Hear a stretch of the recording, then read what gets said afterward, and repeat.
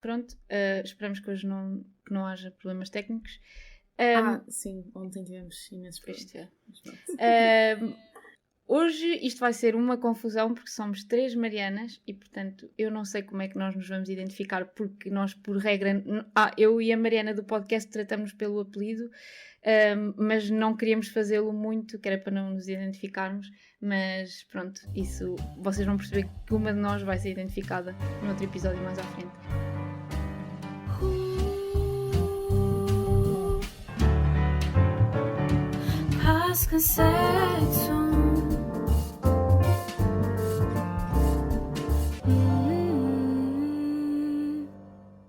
E hoje eu estou muito contente porque temos um tema que eu acho que agora começou-se a falar dele nos últimos anos mais, mas não se fala dele se calhar de forma tão positiva quanto seria de esperar.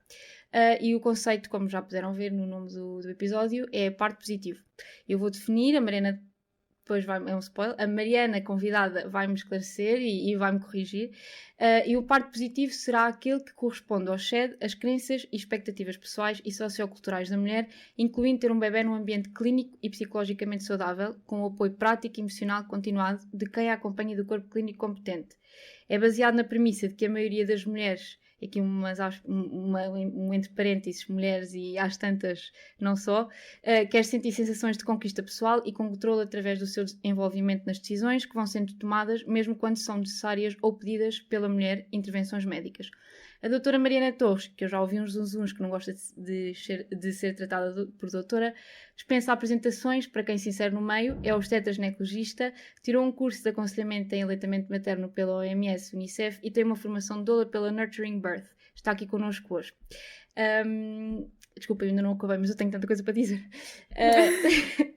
Eu confesso que estou muito contente hoje porque, e com este episódio, porque isto é um tema... eu tenho muito interesse por este tema, já tinha falado com a Mariana há cerca de 1 ano e meio, mais ou menos acho, sobre violência obstétrica. E como é óbvio, quando nós pensámos neste tema, eu pensei logo na Mariana Torres, e a outra Mariana do podcast também me disse logo a Mariana Torres. E obviamente que falámos com ela disse logo que sim, desculpa ter dito ela. E eu propus que falássemos sobre violência obstétrica e só se veio a confirmar que este convite era o ideal porque a Mariana disse logo que não queria falar sobre violência obstétrica, queria falar de parte pela positiva e não podíamos deixar de concordar com a ideia da Mariana, até porque nós sentimos que há algum preconceito com esta ideia de parto positivo e o parto positivo é muito mais do que uma mulher que escolhe ter um parto em casa numa banheira cheia de água. Mariana, alguma coisa que queiras dizer? Agora, qual Mariana? Qual Mariana? É Mariana Torres. Mas é Mariana Torres. Olha, primeiro, obrigada pelo convite, que eu nem hesitei em aceitar, porque realmente acho que temos cada vez que falar mais e mais sobre tudo isto. E principalmente, obrigada por terem aceito o meu desafio de abordar tudo isto pela parte positiva e de mostrar como o parto pode ser um momento que uma pessoa depois olha para trás e recorda com felicidade e com vontade até de o repetir, não é? E é essa a minha intenção com tudo isto. Okay, e não acrescentaria nada. Acho que fizeste um belo resumo do que é um parto positivo. Às tantas também mas posso agora, ir ajudar nos porque partos. disseste, falaste sobre... disseste que é bom olhar para trás e ver de forma positiva e ainda, quem sabe, querer repetir. E eu queria saber se tens muitas mulheres ou pessoas grávidas que te procuram exatamente para não repetir o que já aconteceu. Só curiosidade, só sim ou não. Pergunta. É. Então, as mulheres que me procuram para eu acompanhar a gravidez e o parto são ou mulheres que estão a ter o primeiro filho, e ainda são a maioria, também, primeiros filhos, ou quando é um segundo filho, sim, é muito frequente ser uma mulher que olha para a experiência anterior e gostava que algumas coisas não fossem iguais. É verdade, sim.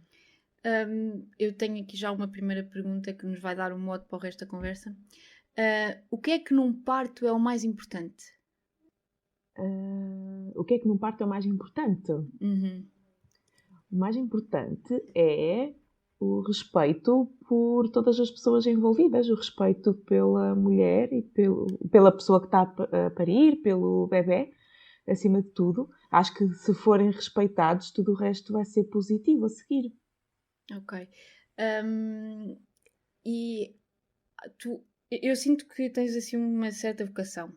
Posso estar errada. Vocação Não, para quê? eu sinto mesmo isto. Nunca Para me isto. sai da boca da Mariana. Para isto. Olha, posso explicar porquê? Não, Sim, eu pode. sinto mesmo porque eu sinto que tens.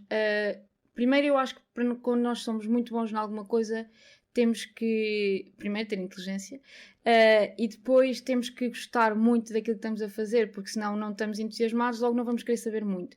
E eu sinto que tu és muito objetiva nas coisas que dizes. Nunca, até agora que eu tenha visto, nunca te contrariaste. E eu sinto mesmo que fazes tudo por gosto. É tudo é tudo explicado de forma muito clara. E, e eu adoro que tenha chegado ao ponto de perceber, não sei quando é que percebeste, que aquilo que realmente importa é que a mulher queira. Que a mulher pode querer aquilo que ela quiser, desde que esteja tudo bem, não é? Acho que é isso. E quando é que tu percebeste que era isto que tu querias fazer? Então, olha, eu toda a minha vida disse que não ia ser obstetra. Porque o meu pai é obstetra. Então, sabes aquelas coisas das pessoas assim, vais ser obstetra como o teu pai? E eu dizia, não, assim, não redondo. Mas era assim, tipo mesmo casmurrice, tipo para ir contra. E depois, medicina, sempre achei que sim. E depois, durante a formação, eu achava que ia para a ortopedia ou para a cirurgia geral, não sei se vocês têm noção, mas pá, não tem nada a ver com a ginecologia obstetrícia. Mas depois, mesmo perto da altura em que eu tinha que decidir, em que eu já tinha terminado o curso, estava a fazer já o primeiro ano de internato, no estágio de ginecologia era o estágio em que eu chegava a casa mais feliz. E foi assim a forma que eu percebi. Fogo, se é o estágio em que eu chego a casa mais feliz, é porque se calhar é o que eu vou gostar mais de fazer o resto da vida. E lá lutei contra este meu impulso de não querer repetir o que, não é? O que o meu pai fazia, porque era uma coisa que as pessoas me impingiam. E depois, sabes o que é que eu acho que também foi importante? É que quando eu fiz a escolha do lugar em que ia fazer ginecologia obstetrícia, já não tinha todas as vagas disponíveis e dentro do que havia, eu escolhi ir para o Hospital Garcia de Horta. E no Hospital Garcia de Horta sempre se fez coisas diferentes dos outros lugares. Por isso, era um hospital que é relativamente recente, quer dizer, não é super recente, mas é relativamente recente, e desde sempre aconteciam lá coisas que às vezes os outros hospitais consideravam tipo, é lá, o que é que, sabes, tipo, estranhas para o sistema. E lá, já quando eu lá entrei, em 2012, aconteciam partos em várias posições, as mulheres levavam plano de parto, algumas eram acompanhadas por doulas, e por isso eram coisas que iam acontecendo por lá, e eu via também a diferença do acompanhamento entre vários profissionais, e fui percebendo qual é que era a forma que eu achava mais adequada para tratar as pessoas. Acima de tudo, porque eu também tenho assim uma cena que é não faças aos outros o que não gostavas que fizessem a ti. É tipo assim um mote de vida. E sou uma pessoa que se preocupa um bocado com... Porque me incomoda mesmo. A infelicidade dos outros, ou as pessoas não estarem satisfeitas, é uma coisa que me incomoda a mim.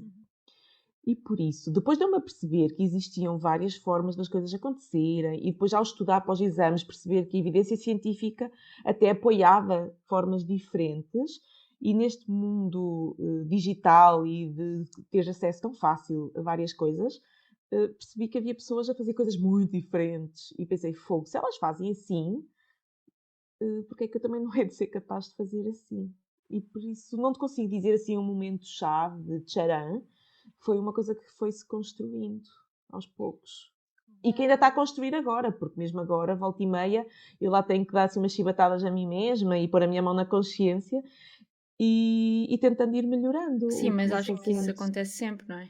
Acho Sim. que Eu e a Mariana à tarde estávamos a falar sobre isto e eu depois faço a pergunta no fim de explicar.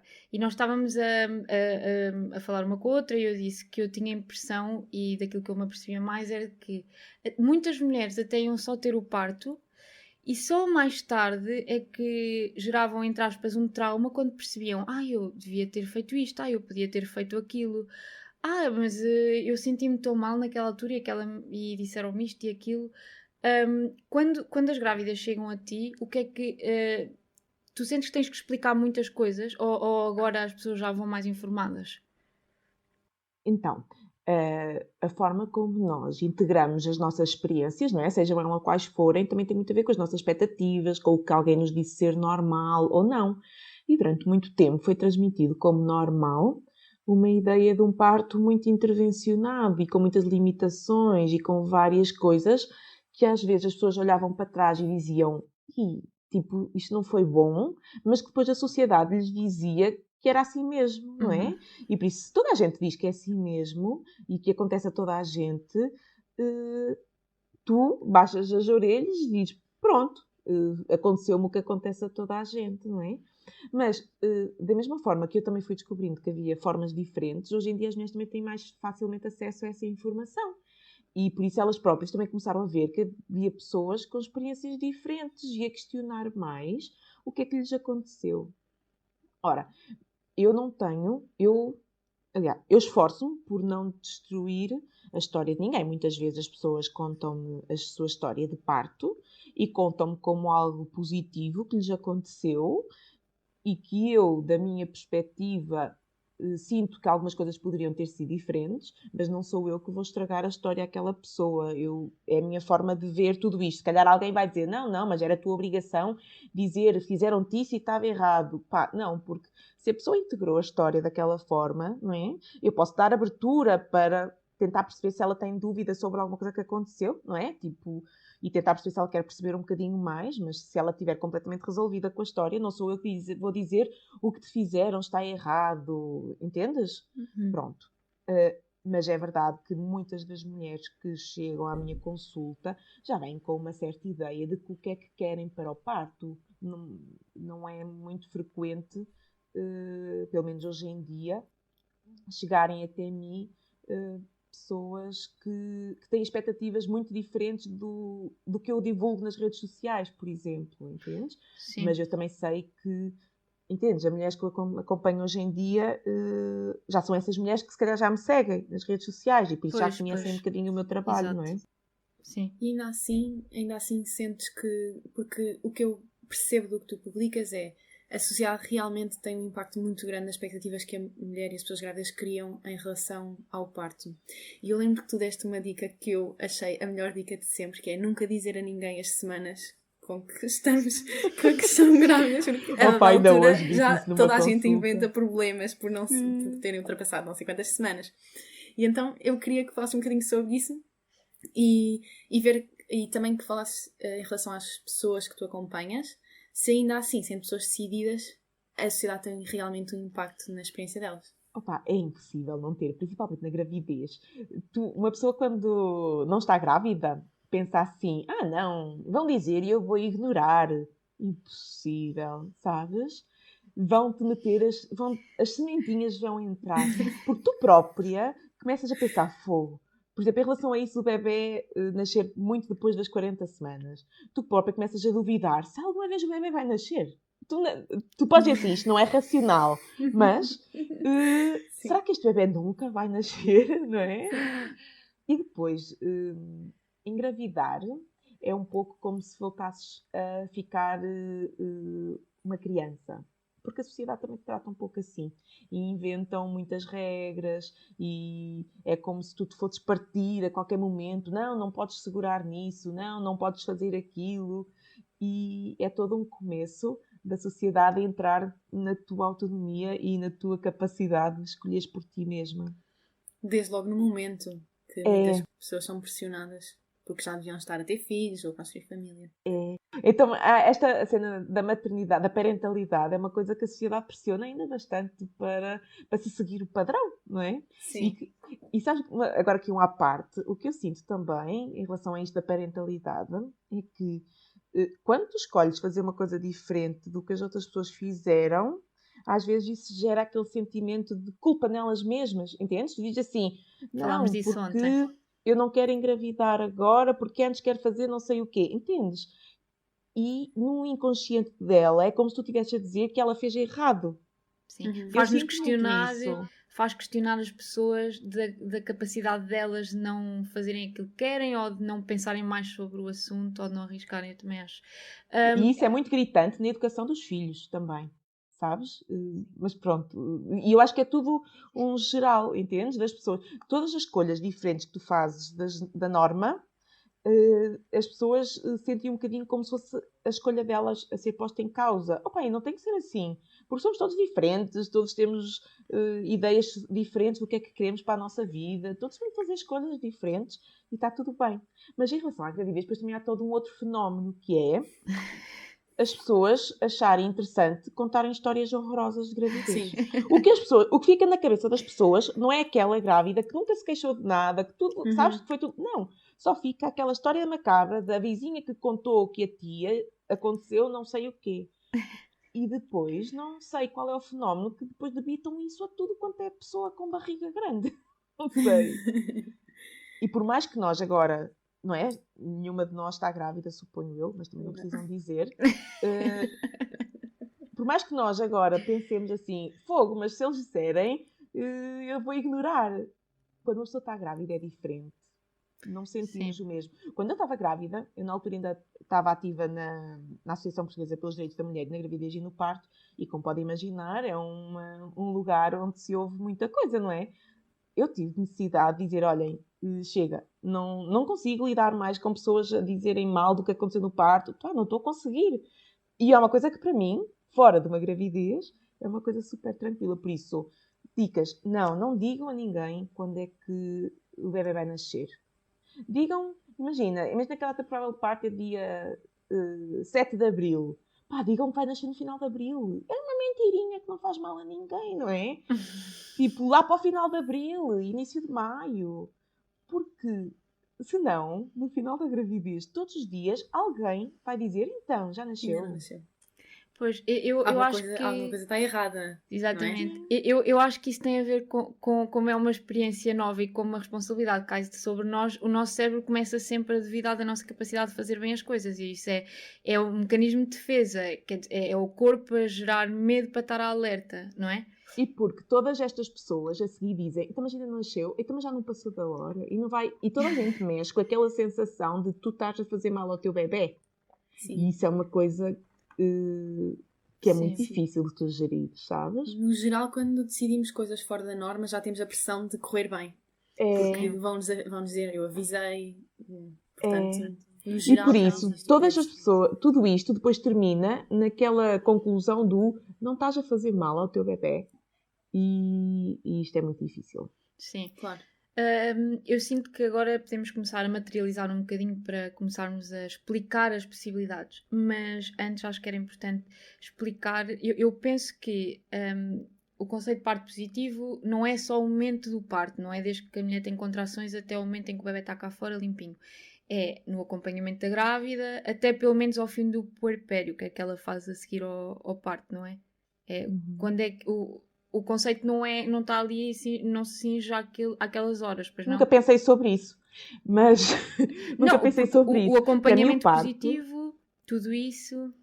É assim, o acompanhamento positivo é a vida positiva, certo? Por isso tudo o que nós estamos a defender para o parto é o que nós defendemos para todas as nossas escolhas da vida e interações com várias pessoas, não é? Nunca tinha pensado nessa questão.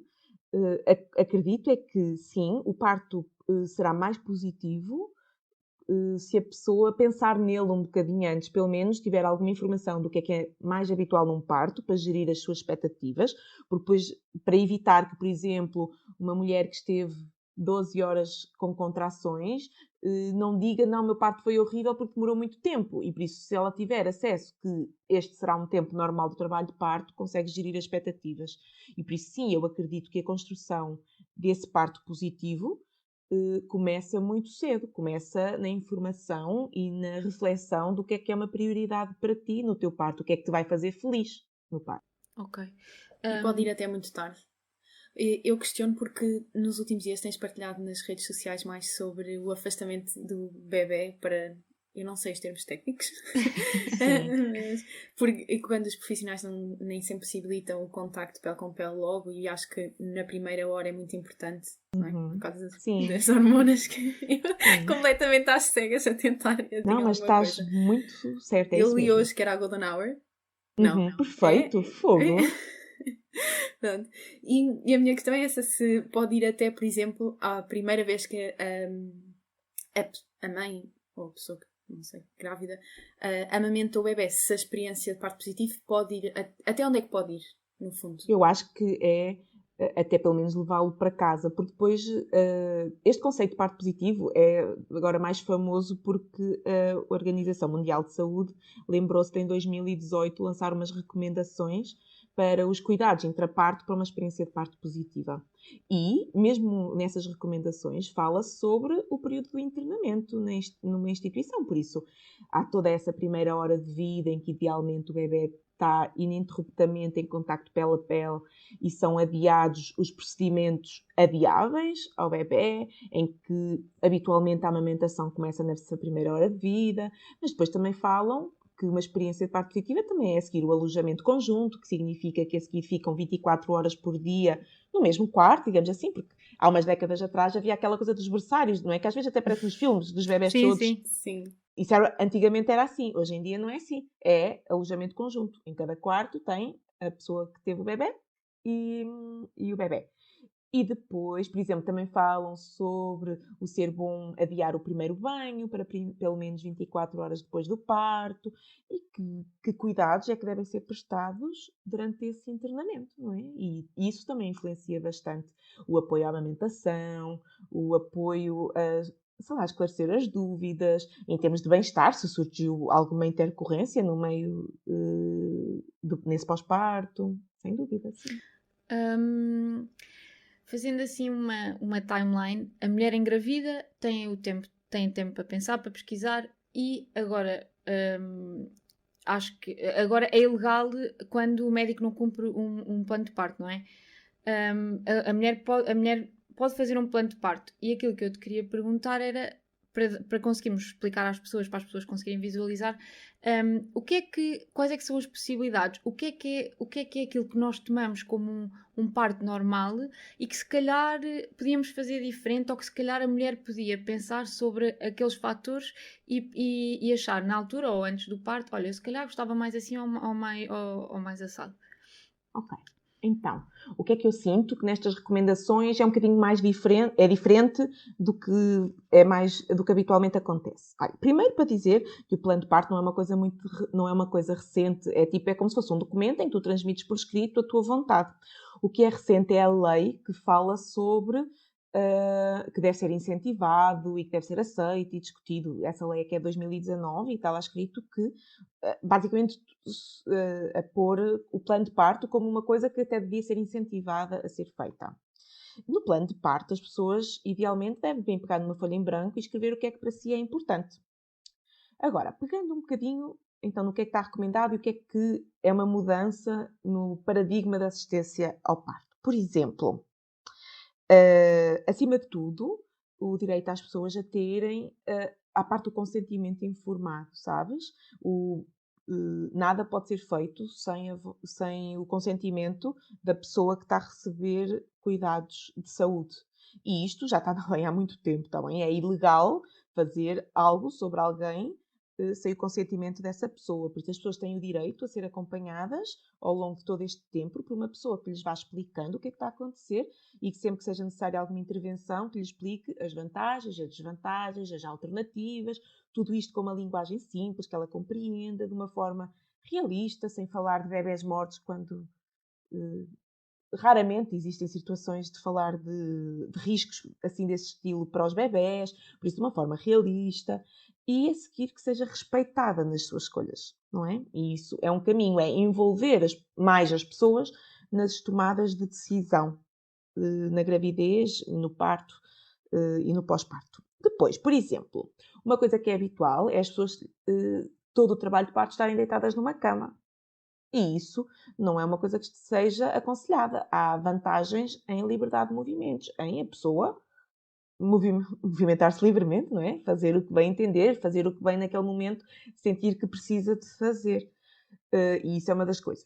Outra coisa, por exemplo, não é obrigatório fazer toques vaginais, por isso ver qual é a dilatação do colo, de hora a hora, nem pouco mais ou menos. A OMS fala no intervalo mínimo de 4 em 4 horas, exceto se surgir algo pelo meio, não é? Preocupante.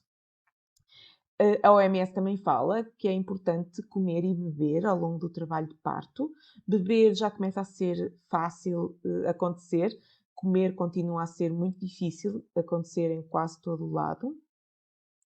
E depois também há uma parte do tempo e de não acelerar as coisas por rotina. Durante algum tempo, houve alguns estudos que parecia que se nós acelerássemos tudo por rotina, se todas as mulheres dessemos medicação para acelerar o parto, que talvez isso melhorasse os desfechos para as mães e para os bebés. Mas, na realidade, estudos mais recentes mostram que não é verdade. Não vale a pena acelerar toda a gente. Não vale a pena dar medicação no soro ou romper bolsas amnióticas, a bolsa de águas a toda a gente. E por isso, tudo o que seja procedimento para tentar acelerar o parto só deve ser feito mediante critérios bem, não é? Que já estão estabelecidos e que realmente aquele trabalho de parto está parado de alguma forma. Sim, depois, por exemplo, quando estávamos a falar da liberdade de movimentos no trabalho de parto, isto estende-se para os períodos expulsivos, não é? Em termos de a mulher fazer força na posição que está a sentir melhor para ela, quer tenha feito, quer não epidural, por exemplo. Não é obrigatório ter o bebê deitada de pernas abertas, com as pernas numa perneira. Uma mulher com liberdade de movimentos no período expulsivo são poucas as que vão escolher pôr-se nessa posição. A maioria delas vão estar mais verticais, vão estar de gatas, vão estar ajoelhadas, vão estar sentadas, vão estar de cócoras, que são posições muito mais facilitadoras do período expulsivo. E depois aquela, que é assim, tipo aquela que eu grito aos 7 ventos, que é, não se tem que cortar as mulheres para os bebés nascerem. Eu queria te perguntar isso porque eu vi que tu tens a tua primeira post do Instagram tem assim uma listinha de teu número de parto, pronto. E está lá 0 episiotomias, que é o corte que se faz na vagina. E eu perguntei à minha mãe, a minha mãe disse-me logo: oh filha, realmente cozeram-me, mas dizem que é para não rasgar naturalmente.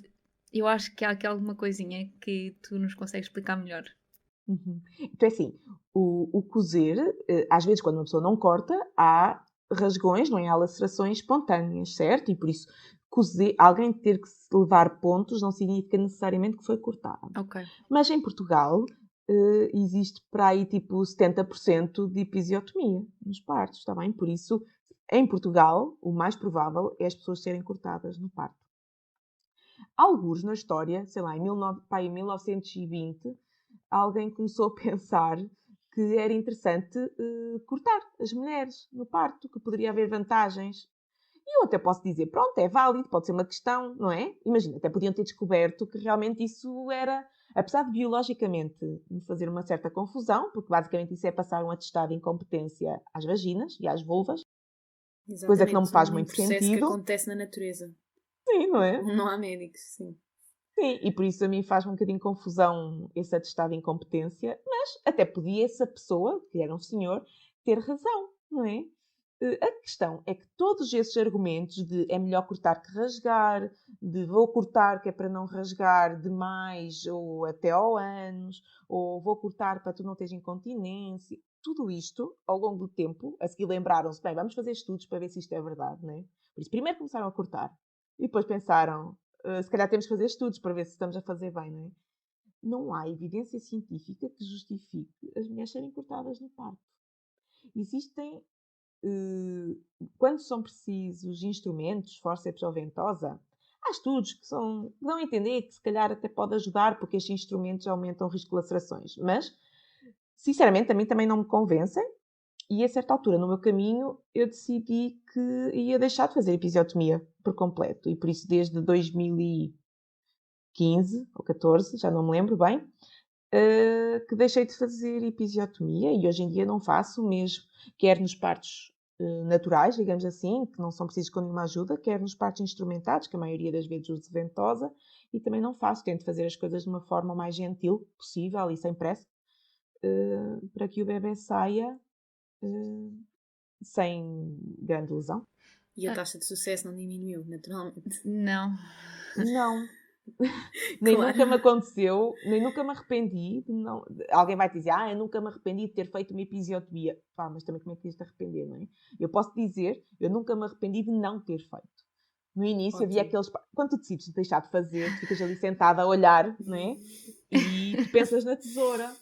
Não é? Eu já tinha só tipo 30% de episiotomia nos primeiros anos da minha formação e depois tu começas a pensar na tesoura e começas assim, é hoje que vai acontecer aqui qualquer coisa. Ainda por cima, na altura ainda era interna, por isso ainda tinha tipo alguém acima de mim que a seguir me ia dizer, vês, não fizeste. Mas eu pensei, é hoje. E sabe o que me aconteceu? Naqueles partos em que eu mais estava ali a sofrer, sem transparecer, que eu tenho... normalmente aqui para dentro está assim uma coisa, mas do outro lado está assim um sorriso e está tudo bem. E nos partos em que eu estava a sentir, é hoje que eu me vou arrepender, muitas vezes eu não tinha que dar um ponto sequer. E aí eu percebi que a minha perspectiva de avaliar qual é que é a probabilidade de rasgar ou não rasgar, muitas vezes estava errada.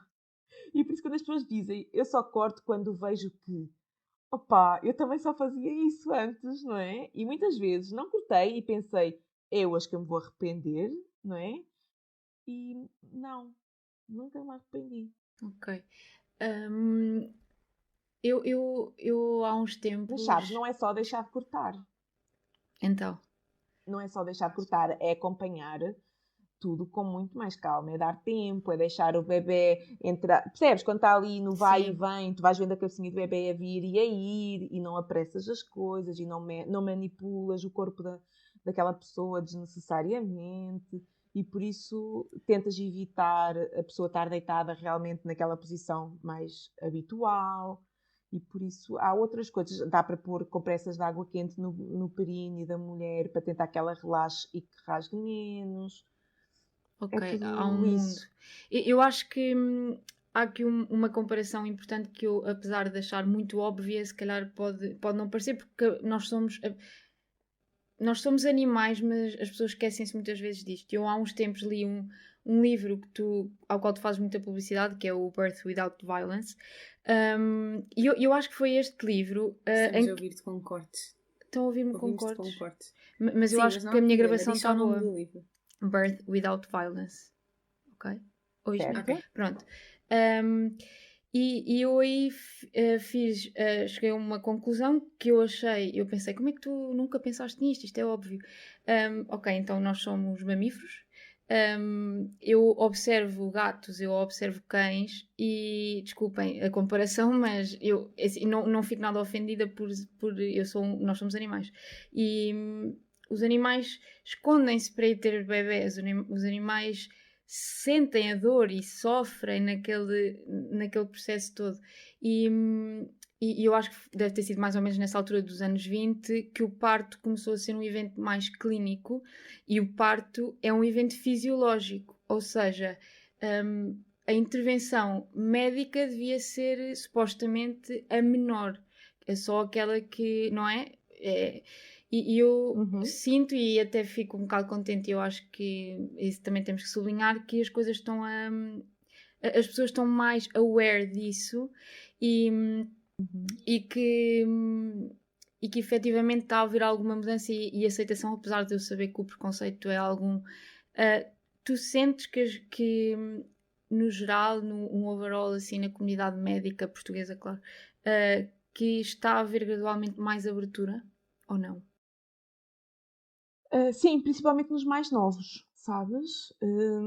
Eu frequentemente recebo mensagens no Instagram e assim de colegas mais novos, de estudantes de medicina, e que, e que questionam e que dizem: fogo, realmente eu no estágio eu percebi-me disto e fiquei a pensar como é que era possível ser assim. E por isso ainda não lhes incutiram aquela parte do é normal ser assim, ainda estão um bocadinho com aquele espírito crítico. E por isso eu sinto que sim, que a mudança vai acontecer. Óbvio, a mudança nem sempre é tão rápida como nós gostávamos que fosse, mas aos poucos, com pessoas e com uma sociedade cada vez mais informada, quer dos seus direitos, quer das suas possibilidades, não é? Se tu não souberes que é possível, não vais te esforçar para que aconteça, não é? Uhum. Quer por profissionais que estão cada vez mais sensíveis a este mundo. Muitas pessoas nunca se viram um parto como aqueles que eu volta e meia partilho Uhum. nas redes sociais. E quer não viram presencialmente, quer, sei lá, nunca tiveram curiosidade de ver vídeos, não é? Eu adoro ver vídeos de partos. E se calhar, se eles nunca viram, não sabem que aquilo é possível e como é que aquilo pode acontecer. Eu Sim. acho que há muitas pessoas que se calhar já viram, eu por exemplo já tinha visto, mas achava que era uma ideia afastada pela maior parte da comunidade, a maioria da comunidade médica, e portanto achava que, por exemplo, um parto de cócoras era algo que não poderia acontecer num hospital, até começar a seguir-te, claro. É algo que pode acontecer. Se acontece com muita frequência, infelizmente não tanta como deveria, mas cada vez existem mais lugares onde isso é uma possibilidade, sim. E achas que a ideia que a sociedade tem do parto clínico num hospital pode influenciar, eu acho que se calhar, muito provavelmente toda a gente acha, pode influenciar o número de pessoas que tentam ter o parto em casa ou um parto fora do hospital, que também há a ideia de que os médicos repugnam essa ideia, esta Sim. invenção do parto em casa. Há vários motivos para as pessoas escolherem planear um parto para casa. Há alguns que sim, que fogem de determinadas práticas que sentem que são frequentes nos hospitais e, sinceramente, esses são aqueles que eu gostava que não acontecessem. Não acho que seja um bom motivo. Mas também há um grupo de pessoas que, mesmo que as instituições, os hospitais fossem completamente diferente do que são, iriam continuar a escolher ter os bebés em casa porque existem coisas que o hospital nunca conseguirá equiparar-se à nossa casa, Sim. não é? Mas sim, eu sinto que algumas pessoas escolhem um parto domiciliar por sentirem que as suas escolhas mais básicas dificilmente serão respeitadas no hospital. E eu espero que aos poucos os hospitais consigam se aproximar disso, de abarcar um maior número de escolhas das pessoas. E há escolhas erradas. Não, às vezes há escolhas mal informadas, certo? Existem pessoas que, por exemplo, podem fazer uma escolha porque porque tiveram acesso à informação errada ou não tiveram acesso à informação toda. Eu nunca tive nenhum caso de alguma pessoa querer fazer uma escolha que eu achasse que tinha muitos mais riscos do que qualquer outra. A questão é que a maioria das escolhas que acontecem são assim, tipo, todas as escolhas têm vantagens e desvantagens, e a maioria delas, as desvantagens, não são assim tão prováveis. E por isso, nunca me aconteceu, por exemplo, eu estar numa situação em que, por exemplo, eu sinto que é importante fazer uma cesariana porque acho que o bebê não está bem ou assim. Nunca tive. E eu devo acompanhar das mulheres com mais espírito crítico e com mais desafiadoras no sentido, não estou a dizer, não é no sentido negativo, mas no sentido de questionar e de querer saber o porquê e compreender e escolher. E nunca tive ninguém que não tenha, por exemplo, aceito uma coisa desse género. Dirias que um parto humanizado, fazendo aqui um bocadinho de ponto com a produção das nossas hormonas enquanto estamos grávidas e no momento do parto, dirias que um parto humanizado é um parto mais seguro? É assim, o parto humanizado é tratar as pessoas com respeito e apenas propor intervenções baseadas em evidência científica, que é o que hoje em dia se considera ser a melhor forma de fazer saúde, de fazer medicina. Por isso eu diria que sim, até porque o parto, sendo um evento biológico e que tem ali uma orquestra de hormonas, todas as intervenções que se fazem têm o potencial de alterar o rumo das coisas e levar a alguma coisa mais, não é? A longo prazo.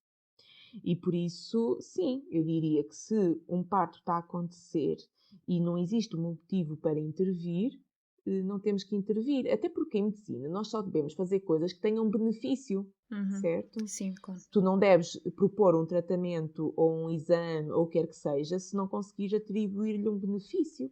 E por isso, numa mulher que está tudo bem, qual é que é o benefício de intervir? Eu ouvi-te a dizer que, pronto, e eu acho que percebo a lógica. Quando começamos a intervir, há uma cadeia de intervenções e isto pode interferir no processo natural do parto. Sim, por exemplo, uma tendência que é frequente é: chegas ao hospital com contrações e alguém te diz, agora tens de ficar aqui deitada nesta cama. Por estares deitada nessa cama vai-te doer mais, certo? E ao doer-te mais, tu vais dizer, eu preciso de uma epidural para gerir o que estou a sentir nesta cama. E vão-te dar a epidural. E a seguir, a epidural vai influenciar a forma como ainda que, pronto, isto agora vai ser controverso, porque os estudos dizem, a epidural não muda nada.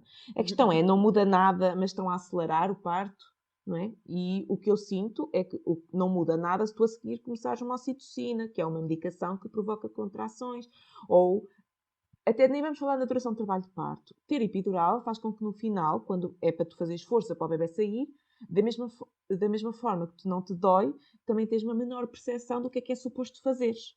Não é? E por isso, a seguir, tu não consegues perceber tão bem como fazer força, a seguir estás ali, tentas fazer força e não acontece o que era suposto acontecer, e ao fim de algum tempo estás cansada e propõe-te ajudar com uma ventosa. Agora, será que se essa pessoa não tivesse ficado presa na cama, teria terminado na mesma ventosa? Não sei, mas que uma coisa leva à outra, leva. Ok. Ok, isso é interessante perceber como é que isto é tudo um processo que se desenrola no nosso cérebro, não é? Tipo, que responde aos estímulos. Agora aqui um mini conceito no meio daqui do conceito de parto positivo. Uma doula. O que é que pode fazer uma doula? Como é que uma grávida beneficia de uma doula e como é que ela participa no trabalho de parto? Então, diz-me, agora vou dizer eu. Há uma pessoa que está ali para ti, para vocês. O que é que Ok. tu achas que ela pode fazer para ti, para vocês? Bem, eu acho Tu que ela. estás grávida Uhum. e vais ter um parto e há uma pessoa que diz assim, eu estou aqui para ti, o que é que tu precisas de mim? O que é que tu achas que ias precisar dela? Calma. Acho que ela me ia conhecer, acho que é esse o objetivo, acho que ela ia conhecer aquilo que eu queria, aquilo que eu gosto, e acho que ia tentar pensar por mim, e organizar tudo para eu estar ali na minha, tranquila, deixar as responsabilidades mais para a doula, acho que é por aí. Pronto, mas eu pergunto isso porque efetivamente eu sinto e acho que toda a gente sabe que há assim uma espécie de. Há assim uma ideia de que a malta é toda muito hippie quando fala em partos em casa e em doulas. E eu acho que não, eu acho que cada vez mais há mulheres a fazer formação de doulas, cada vez mais há mulheres a recorrer a doulas. E eu sinto que faz sentido, não sei, no parto percebo que possa ajudar e agilizar talvez a comunicação entre a mulher e a equipa médica, mas já agora há muitas doulas a entrar, há muita facilidade, não em termos de Covid, não é? Mas há muitas doulas a entrar na sala de partos. Não tantas quantas deveriam. Pois, porque no momento do trabalho de parto é um momento muito difícil, porque a mulher está mais vulnerável, naturalmente. A mulher ou a Sim, pessoa que mas a estiver questão é que a maior parte das instituições limita bastante o acompanhante e há lugares em que nem trocar conseguem trocar. E tendo em conta que a maioria das pessoas que estão grávidas optam por ter o companheiro ou a companheira com elas, e para elas isso é importante. E a maior parte dos lugares não permite a presença de duas pessoas, às vezes o que sobra é poderem trocar ao longo do trabalho de parto, não é? E nem todos os hospitais permitem sequer trocar. E por isso é que eu digo que estão menos do que deveriam estar, porque para mim elas deveriam entrar juntamente com a pessoa que está a ter o bebé e a sua pessoa de referência, que habitualmente é o companheiro ou a companheira. Onde eu trabalho, sim, antes desta altura da pandemia, podiam estar o tempo todo e eu sentia a diferença. E sei que há alguns hospitais públicos onde isso também é possível acontecer.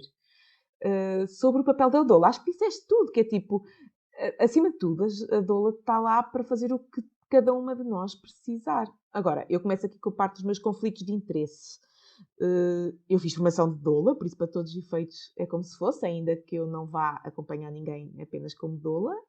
Eu própria tive uma doula na gravidez e no meu parto, e na minha atividade profissional vejo bastante diferença entre pessoas que optam ou que podem, tá bem, ter esse apoio dessa doula, porque é um investimento, e como é óbvio, nem toda a gente o poderá fazer neste momento. E eu vejo a diferença entre a tranquilidade na gravidez e entre o próprio do parto. Porque, por exemplo, uma das coisas que as doulas fazem, vejam lá, é estarem disponíveis para, no dia em que a pessoa entra em trabalho de parto, estarem com elas, qualquer que seja a hora do dia e da noite, não é? Quanto mais não seja naqueles momentos antes de irem para o hospital, para não terem um internamento tão cedo, a doula está lá com as pessoas e acho que só isso já ajuda imenso. Além da informação que dão ao longo da gravidez. Pois cada uma terá... Para já existem 1000 tipos de doulas. Sim, existirão essas hippies que estás a falar, mas existem 1000 doulas para 1000 tipos de pessoas grávidas. E elas também acompanham na fase da amamentação? Sim, regra geral, algumas delas têm formação em amamentação e ainda, vamos já dizer, apoiar a amamentação, todas vão tentar. Agora, algumas têm um bocadinho mais formação que outras e se surgir um desafio, algumas encaminharão para profissionais mais habilitados. Mas há algumas doulas que têm formação e algumas têm uma formação bastante avançada em amamentação. Bem, estou a adorar esta conversa. Estou assim meia esponja, estou só a ouvir. Fazendo já assim um apanhado, eu acho que aquilo que. Desculpa falar por ti, mas eu acho que vais concordar. Que o apanhado é.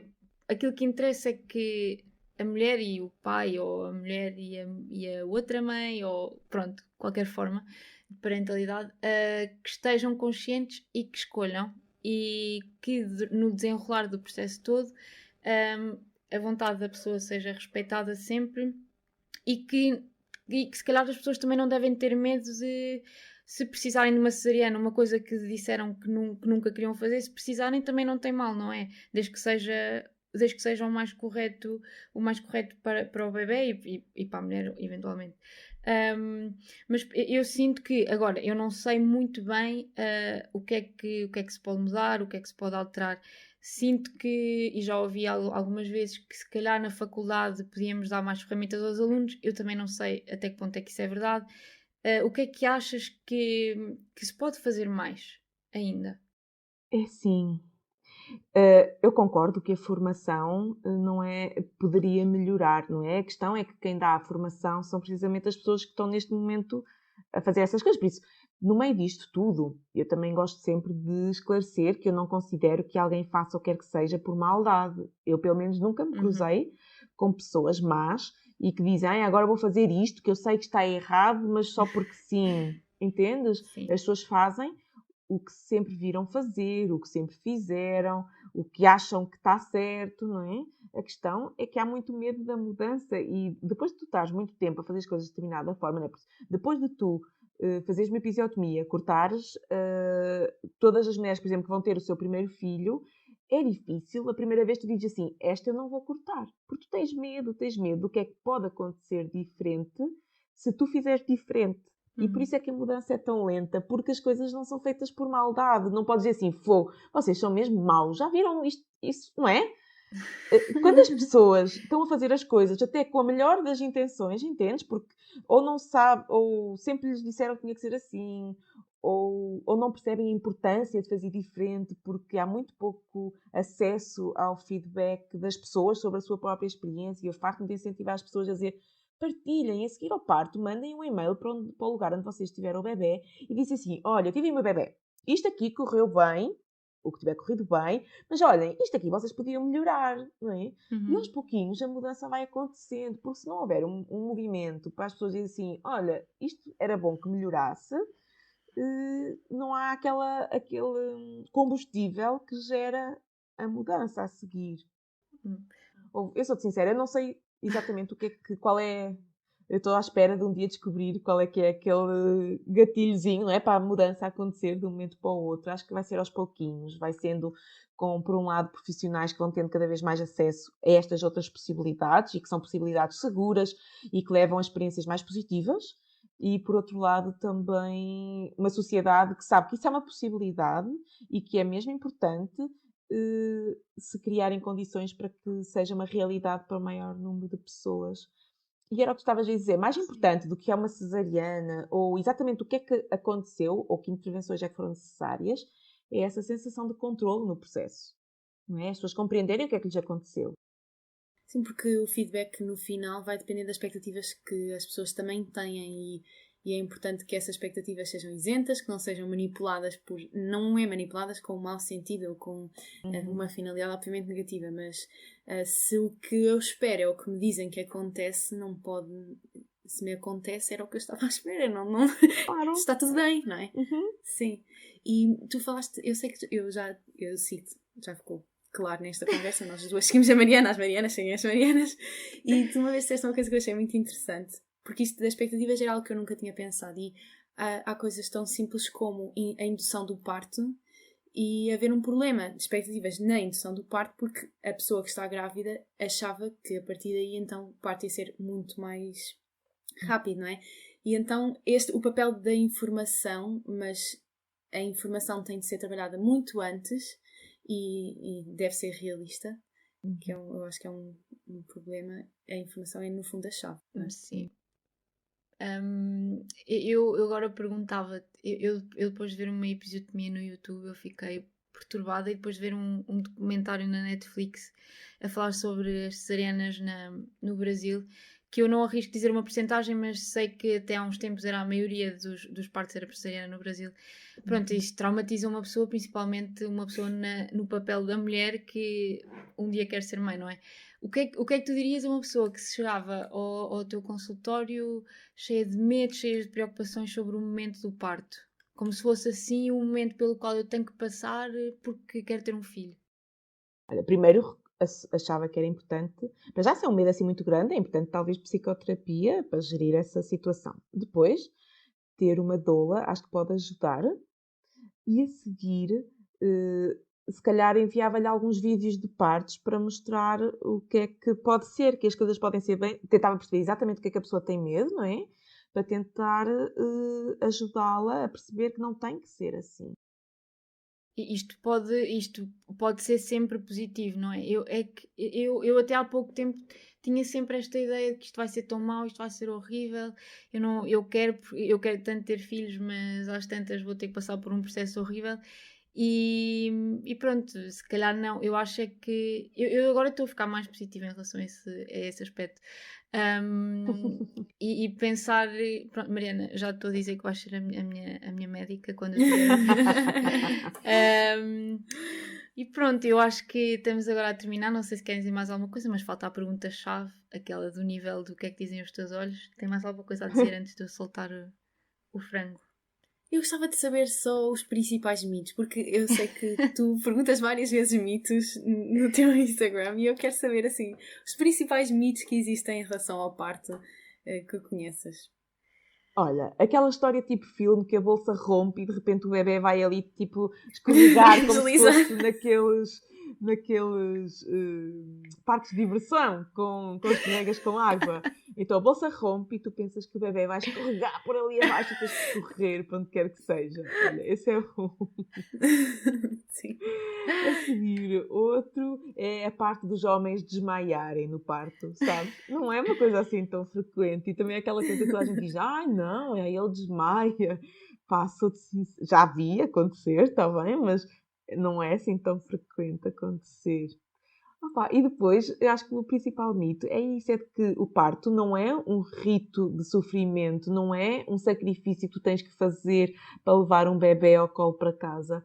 O parto é aquela coisa que, sim, é desafiante e nem sempre é cor-de-rosa, como eu também já partilhei, e às vezes há, assim, uns desafios, tipo sangue, suor e lágrimas, mas que no final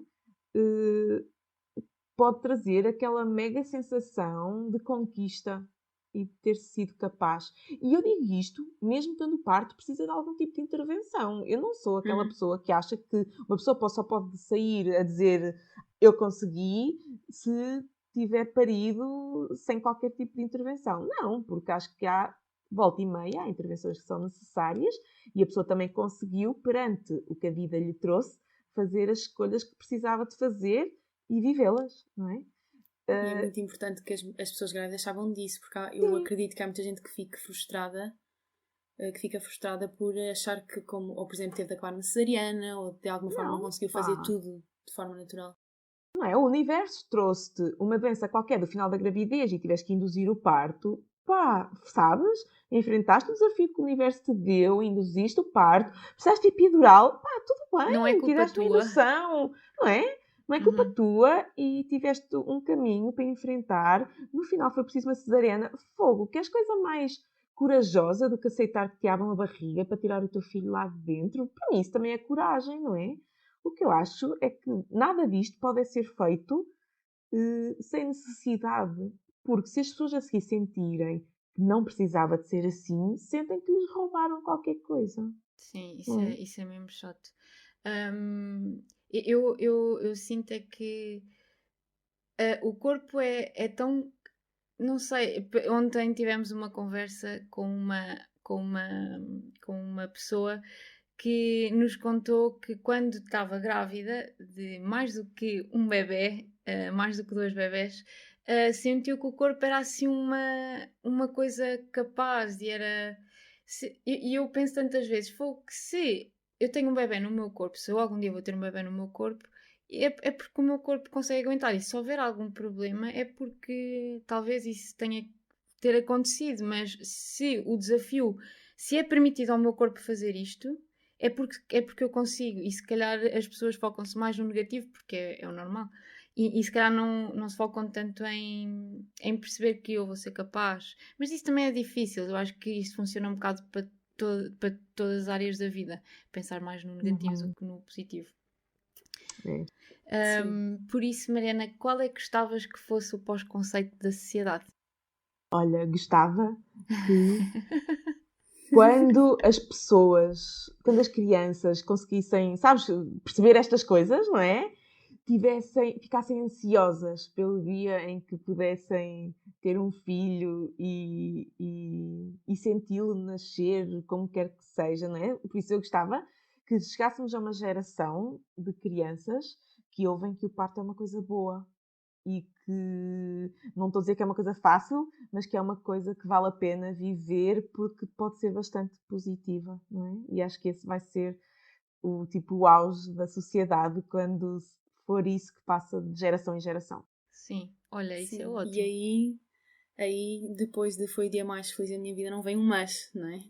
Não, que há muita gente que diz, foi o dia mais feliz da minha vida, mas... Pois, não, sem mas. Só com vamos engravidar novamente e de repente assim, não, calma, vá, tenho que o criar, vamos para o Isso depois pensa-se depois. Isso é outro problema, isso é para outra vida.